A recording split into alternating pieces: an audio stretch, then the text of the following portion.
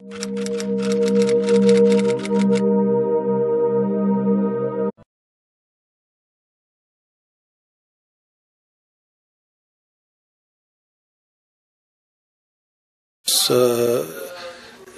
en Israel el ejército está hecho no solo de los militares que sirven 3 años, de 18 a 21 años. La mayoría del ejército es la reserva. Y sin la reserva, las líneas de defensa son muy delgadas, muy débiles. Y no pueden solo porque aparte los soldados jóvenes que están haciendo su servicio militar forzoso no tienen la experiencia.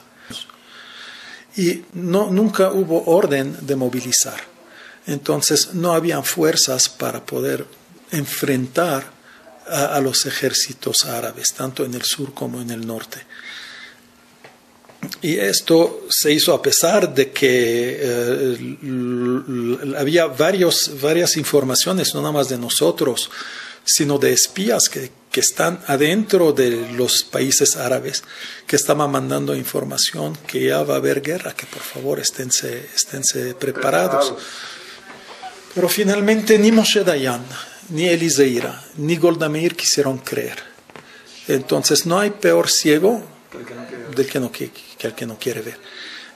Y finalmente cuando Israel decidió movilizar a la gente, fue unas pocas horas antes de la guerra, es cuando el Departamento de Estado americano les habló y les dijo va a haber guerra. Pues sí, porque no querían creer. Entonces, antes de la guerra, fíjate, el que estaba encargado de mandar a los soldados a varios frentes, decidió mandar un poco más de refuerzos, tanto en el Golán como en el Hermón, puesto que estas dos bases dependían de la nuestra en Tzfat. Una noche antes, a mí me tocó quedarme en Kippur en la base. Entonces preguntaron a quién de los soldados aquí presentes no ayuna. A mí me habían dicho nunca levantes la mano, pero cuando se trató de comida me dio miedo y levanté la mano. Entonces me dijeron, bueno, si tú no ayunas, entonces vas a trabajar en la cocina. Entonces dije, ay, mamá, me dijeron de no hablar, pero tuve que hablar. Entonces me dijeron que durante el Kippur yo iba a ser responsable de la cocina para darles de comer a los soldados que, como yo, eran herejes y iban a ir a comer. Entonces el día de Kippur, de la base nos llama a todos los soldados que estábamos ahí para escoger a quién mandaba al Hermón y a quién mandaba al Golán, para reforzar a los soldados que estaban ahí. Obviamente que afuera de nuestras bases había defensa contraaérea, unidades de defensa contraaérea, y algunas bases de misiles y algunas bases de tothanim. Cañones. Sí, de cañones. Pero muy poquita gente, muy poquita gente. Entonces empezó a agarrar el comandante, lo llamamos el ángel de la muerte, a mandar algunos la mitad de los que quedamos en Tzfat tenían que irse, la cuarta parte al Hermón y la otra cuarta parte al Golán. Él estaba escogiendo quién iba a dónde, ¿no? Entonces a mí me tocó y me dijo, Elías, tú párate aquí, en esta fila son los que se van a ir al Golán. Y yo pensaba que iba a ser una risa, como todos los israelíes, que iba a ir al Golán con mi rifle y con toda la aviación de Israel atrás de mí, y que en 2 horas les íbamos a romper los higos, y que iba a ser finalmente una partida de una aventura. Pero la verdad me dio miedo. O sea, yo no quería. Entonces le dije, oye, ¿sabes qué? Yo con mucho gusto voy, porque además no conocía al Golán, pero me toca estar en la cocina. Me dice, tú eres de los Reshaim, de los herejes que comen, ¿verdad? Me dice, bueno, vete a la cocina. Y agarró y mandó a alguien más en mi lugar, un Ashkenazi, pero que era bueno en el árabe. Este muchacho que mandó a mi lugar se fue al Golán. Y la guerra, en lugar de empezar a las 12, como estaba previsto, empezó a las 2 de la tarde. Mientras tanto, empezó Israel a movilizar a sus tropas. pero ya sabes, la movilización toma de 24 a 48 horas. Por más pequeño que sea el país, la gente se tiene que preparar, tienen que llegar. Pero bueno, lo bueno es que nuestros soldados son gente del pueblo y el pueblo en Israel es educado. Entonces no es como traer a gente que salen del pueblo y que no saben nada y no han visto nunca nada, como es el caso de los árabes en su mayoría, más que nada los egipcios. Entonces, pues cada quien con su iniciativa logramos hacer lo que debían de hacer. Los que podríamos hacer. Digo, nuestra gran suerte fue que nuestros enemigos eran árabes. De ser alemanes no nos hubiera ido tan bien, ¿verdad? Empezó a haber movilización en Israel y empezaron a llegar los soldados cada quien a su base de reclutamiento para que los manden cada quien a su base final donde iba a estar posicionado para ver qué decide el alto mando con cada unidad, porque todavía no había nada, nadie sabía nada. A las 2 de la tarde empieza la guerra y en las primeras horas de la guerra cae el Hermón. Y todos nuestros soldados que estaban ahí caen prisioneros. Para poder tomar la base del Hermón, tuvieron que tirar por las escotillas unas granadas. Y una de las granadas que cayó mandó un shrapnel, un resis, una esquirla. Un pedazo de la granada que le pegó al que llevaron en mi lugar, al Golán, le pegó en la rodilla. Y bueno, entraron los sirios ahí con la ayuda de los rusos, obviamente, y se llevaron a nuestros soldados a Damasco, caminando. El muchacho que se fue en mi lugar no podía caminar, ¿Estaba herido? Sí, estaba herido en la rodilla. Lo pararon a un lado de la calle, de la carretera, y le pegaron así nada más un balazo en la cabeza.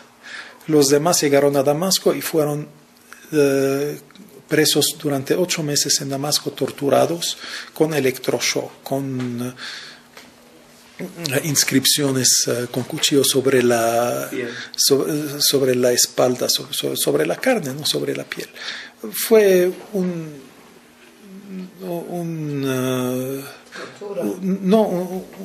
calvario muy difícil para esos soldados que cayeron en manos de los sirios. Y bueno, gracias a Dios, 8 meses después hubo un intercambio de soldados. Perdón que te interrumpa, pero los soldados que cayeron prisioneros en manos israelíes no fueron tratados de esa manera. No. Mira, te voy a contar una cosa, me voy a adelantar un poquito. Nosotros cuando volvimos a tomar el Hermón había que hacer muchos trabajos. Obviamente no teníamos bastante mano de obra para poder hacer todos los trabajos de limpieza que había que hacer. Entonces nos mandaron soldados egipcios al Hermón para que nos ayuden en los trabajos de limpieza, ¿no? y de restablecer un poquito el orden ahí. Uno de los soldados que estaba trabajando con los prisioneros se le ocurrió, para enseñar su fuerza, levantar el pie. Él estaba parado sobre una camioneta y levantó el pie y les dijo a los soldados, como hablaba árabe, pasen abajo de mi pie. Entonces hizo pasar a algunos soldados abajo de su pie, nada más para enseñar que yo soy más fuerte, yo les doy una orden y ustedes obedecen, para humillarlos. Pues este soldado acabó 3 meses en la cárcel. Yo platiqué en alguna ocasión con un oficial israelí.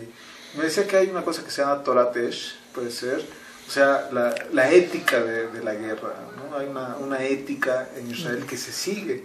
Los otros, si no saben ni leer ni escribir, no creo que puedan aspirar a una ética. Nosotros, para evitar muertes de civiles, tomamos riesgos que se traducen en muchas muertes de soldados, que de otro modo en otros ejércitos, y estoy hablando de ejércitos de países primermundistas, que son consideraciones que no se toman. La diferencia que hay entre nosotros es que nosotros, primero por ser educados y segundo por ser un pueblo que ha sido oprimido durante miles de años, somos Rahmanim, tenemos Rahmanut, tenemos compasión hacia la gente.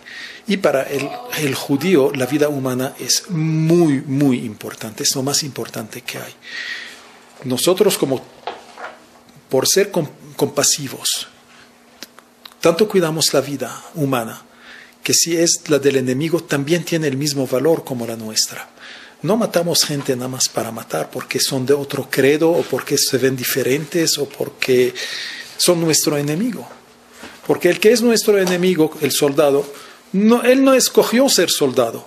Lo llevaron a ser soldado y lo obligaron a ir a la guerra. Y tuvo la mala suerte de caer prisionero con nosotros. Esto no es una razón para maltratarlos de ninguna manera o de darles menos comida. Mira, al principio de la guerra entró el ejército sirio y tomó el Golán, no el Hermón, el Golán.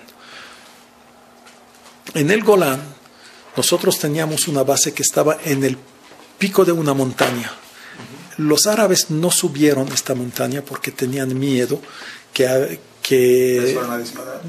tuviéramos nosotros muchas fuerzas ahí, porque nuestras construcciones eran realmente muy imponentes, pero eran construcciones que estaban imponentes porque estaban construidas de manera tal a que resistieran bombardeos, tanto aéreos como de artillería.